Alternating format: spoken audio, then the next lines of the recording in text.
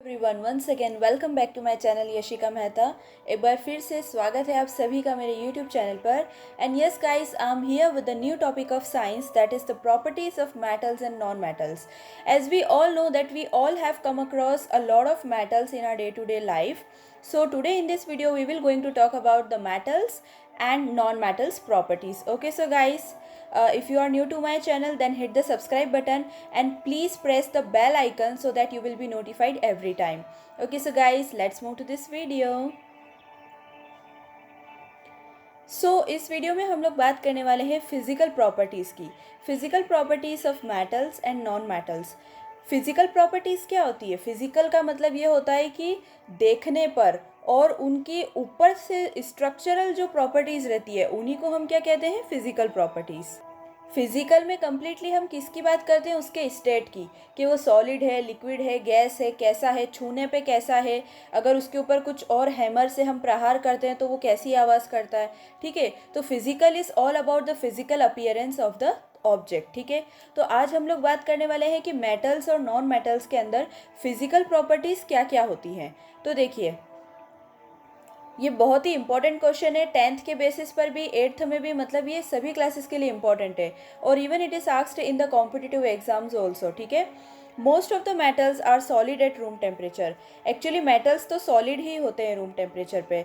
जितने भी मेटल्स हैं सभी सॉलिड होते हैं। ठीक है, जैसे कि गोल्ड हो गया, सिल्वर हो गया, देख रहे हैं यहाँ पर पिक्चर में आप, गोल्ड हो गया, सिल्वर हो गया, प्लैटिनम हो गया, ये सभी मेटल्स होते हैं। तो ये कैसे होते हैं? सॉलिड होते हैं। लेकिन अगर मैं बात करूँ मर्क्यूरी की, तो mercury is liquid at room temperature. अच्छा, ये रूम टेम्परेचर क्या होता है? रूम टेम्परेचर होता है 25 डिग्री सेल्सियस, मतलब ना ज़्यादा गर्मी ना ज़्यादा ठंडी, एकदम जो नॉर्मल वाला जो टेम्परेचर होता है उसी को हम क्या कहते हैं? Room temperature. तो जो मर्क्यूरी होता है ना, आपने थर्मामीटर देखा है, थर्मामीटर के अंदर जो सिल्वर जैसा लिक्विड भरा होता है ना, उसी को अपन मर्क्यूरी कहते हैं। वो एक मेटल है लेकिन फिर भी वो लिक्विड स्टेट में एग्जिस्ट करता है। तो ये क्वेश्चन आपसे पूछा जा सकता है कि ऐसा कौन सा मेटल है जो लिक्विड होता है रूम टेम्परेचर पे, देन यू हैव टू से mercury. Okay, whenever you are asked about it. The next is non-metals like sulfur, phosphorus and carbon are solids. Non-metals जैसे कि सल्फर, फॉस्फोरस और कार्बन, ये क्या होते हैं? सॉलिड होते हैं। ये चीज़ आप ध्यान रखना कि सल्फर, फॉस्फोरस ये सभी नॉन मेटल्स होते हैं। और non metals like hydrogen, oxygen and nitrogen are gases. तो नॉन मेटल्स कैसे होते हैं? होते तो सॉलिड है, जैसे कि सल्फर, फॉस्फोरस, ये सब सॉलिड स्टेट में पाए जाएंगे, लेकिन ये एक हैमर के प्रहार करने पर ही टूट जाते हैं। ठीक है, ये एकदम ठोस वाले सॉलिड नहीं होते हैं। आपने कोयला देखा है? कोयले पे अगर अपन प्रहार करते हैं हैमर से तो वो टूट जाता है ना, because it is a non metal, जिसको हम कार्बन भी कहते हैं। ठीक है, उसके अंदर कार्बन कंपाउंड्स होते हैं। क्लियर है आपको? तो ये चीज़ ध्यान रखना कि metals are solid at room temperature और मर्क्यूरी लिक्विड होता है जो कि एक मेटल है, और नॉन मेटल्स सॉलिड होते हैं और गैसेस स्टेट में होते हैं। ठीक है, चलिए, Malleability is very much important. The property which allows the metals to be hammered into thin sheets or foils is called malleability. Malleability का मतलब ये होता है कि एक ऐसी प्रॉपर्टी मेटल्स की जिससे हम उन मेटल्स के ऊपर प्रहार करके और उनको शीट के फॉर्म में कन्वर्ट कर दें। शीट मतलब पतरे जैसे, जैसे यहाँ देख रहे हो आप लोग डायग्राम के अंदर, देखिए यहाँ पर ये अलग अलग कलर के क्या हैं? पतरे हैं, जो लगते हैं ना घरों पे, आपने देखा होगा अक्सर, वो मेटल होता है। तो उस मेटल को क्या करते हैं हम? हैमर से मार मार के या फिर मशीनों के अंदर उनको डालने से वो क्या हो जाते हैं? फ्लैट हो जाते हैं, उनका सरफेस फ्लैट हो जाता है, शीट्स के फॉर्म में आ जाते हैं। उसी को अपन मिलेबिलिटी की प्रॉपर्टी कहते हैं। ठीक है, तो मतलब मेटल्स को आप मार करके या फिर उसको उसके ऊपर किसी और मशीन से प्रहार करके उसको शीट के फॉर्म में कन्वर्ट कर सकते हो। आपको कुछ याद आ रहा है? ये चीज़ अपन ने कहाँ देखी? इस टाइप की टाइल्स ट्रेन में देखा?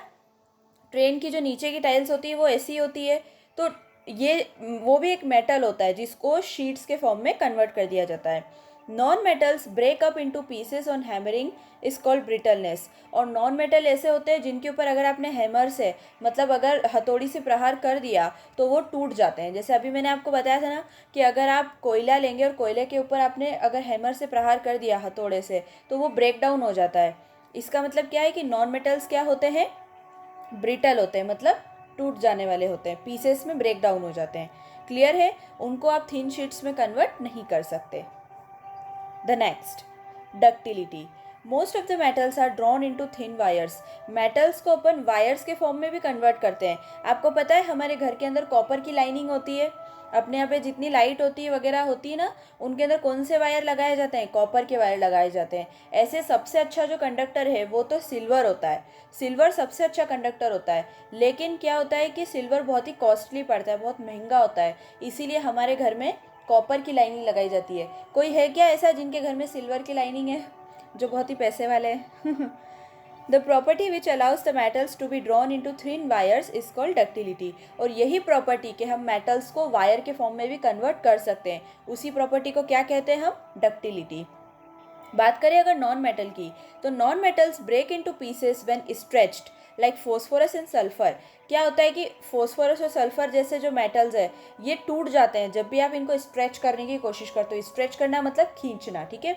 अब जैसे ये मेटल था तो इसको तो खींच खींच के ही अपन ने तार जैसे लंबा करा होगा ना मशीन्स के अंदर, लेकिन फोस्फोरस और सल्फर ये जो नॉन मेटल्स होते हैं इनको आप लोग ऐसा करके स्ट्रेच नहीं कर सकते। They can not be drawn into thin wires. Clear है? So this is also a property of metals and non-metal. Now the next is luster. देखिए luster क्या होता है? luster मतलब होता है shining, appearance, मतलब कि वो कितना चमकदार है वो चीज़। Most of the metals are lustrous, that is they have a shiny surface. The property is called metallic luster. Gold को देखिए, गोल्ड कितना शाइन करता है। गोल्ड अपने घर में कोई भी ऑर्नामेंट्स होते हैं गोल्ड के, सिल्वर के, प्लैटिनम के, तो वो कितने शाइन करते हैं क्योंकि उनका लस्टर है। ये मेटल्स कैसे होते हैं? लस्चरियस। लस्टर का मतलब होता है चमकदार, ठीक है। जबकि नॉन मेटल्स जो होते हैं वो शाइनी नहीं होते हैं। वो मेटल नॉन मेटल्स शाइनी नहीं होते हैं मेटल्स के जैसे। जैसे कि आप सल्फर ले लो, फॉस्फोरस ले लो, क्या इनमें कोई शाइन होती है? क्या नहीं होती है ना। ये डल से दिखते हैं। कैसे दिखते हैं? They have dull appearance. इनका अपीयरेंस बहुत ही डल होता है। Except diamond. याद रखना, diamond is not a metal. Diamond एक नॉन मेटल होता है क्योंकि डायमंड कार्बन से बना होता है। क्लियर है? Diamond is made up of carbon, लेकिन डायमंड जो है वो लस्टीरियस होता है। ये एक्सेप्शन हो गया इसके अंदर। क्लियर है? मतलब जैसे अपना उधर था ना कि सारे मेटल सॉलिड होते हैं एक्सेप्ट मर्क्यूरी, ऐसे ही लस्टर में भी ये आपका क्या है? एक एक्सेप्शन है कि ग्रेफाइट का सॉरी ये जो डायमंड है ये कार्बन का कंपाउंड है, लेकिन ये नॉन मेटल है फिर भी ये कैसा होता है? लस्टीरियस होता है। क्लियर है? और अगर मैं बात करूँ यहाँ पर गोल्ड की, तो गोल्ड तो लस्टीरियस होता ही है क्योंकि वो क्या है? एक मेटल है। चलिए, next is the conductivity of heat and electricity. Conductivity मतलब ये होता है कि वो इलेक्ट्रिसिटी को फ्लो करवा पाते हैं कि नहीं करवा पाते हैं अपने में से। जैसे all metals are good conductors of heat and electricity. सारे मेटल हीट को और इलेक्ट्रिसिटी के बहुत अच्छे कंडक्टर होते हैं। मतलब धातु, ऐसी धातु जो विद्युत का संचालन जिसमें से हो सकता है उसे हम कहते हैं कंडक्टर्स। और नॉन मेटल्स जो होते हैं उनके अंदर हीट और इलेक्ट्रिसिटी फ्लो नहीं हो सकती, मतलब ना ही वो गर्म होते हैं ढंग से और ना ही उनके अंदर इलेक्ट्रिसिटी फ्लो हो सकती है। क्लियर है? सोनोरस क्या होता है? सोनोरस मतलब आवाज़ करना। The property of producing sound bye metals when it strikes with a hard metal is called sonority. देखिए क्या होता है कि जैसे घर में लोहा होता है, लोहे के ऊपर अगर अपन ने किसी भी चीज़ से प्रहार किया, लकड़ी से, अगर किसी हथौड़े से, किसी से भी प्रहार किया, तो वो बचता है कि नहीं बचता है? तो ये उसकी एक प्रॉपर्टी है कि मेटल्स क्या करते हैं? आवाज़ करते हैं। They are sonorous. किसी भी गोल्ड के या सिल्वर के किसी भी धातु के ऊपर अगर आप प्रहार करोगे, उसे मारोगे, तो वो आवाज़ करता है। जबकि जो नॉन मेटल्स होते हैं उन पर अगर आप प्रहार करोगे तो वो आवाज़ तो नहीं करेंगे बल्कि टूट जाएंगे। They will break down into pieces. Clear है इतना? चलिए, तो these are the some of the physical properties of metals and non metals. So I hope guys कि आपको ये वीडियो बहुत अच्छा लगा होगा। एंड आपको ये वीडियो अच्छा लगा है तो please guys like, share and subscribe to all your friends and family. Please guys इस वीडियो को ज़्यादा से ज़्यादा शेयर कीजिए ताकि ये सारे बच्चों के काम आ सके। अगर कोई ऐसे स्टूडेंट है आपके टच में जो कोई किसी भी एग्ज़ाम की तैयारी कर रहे हैं तो प्लीज़ उन तक ये वीडियो पहुंचाइए ताकि उन्हें भी इस चीज़ का लाभ मिल सके और वो भी पढ़ाई में आगे बढ़ सके। Okay so guys, thank you so much for watching this video. Meet you in the next video.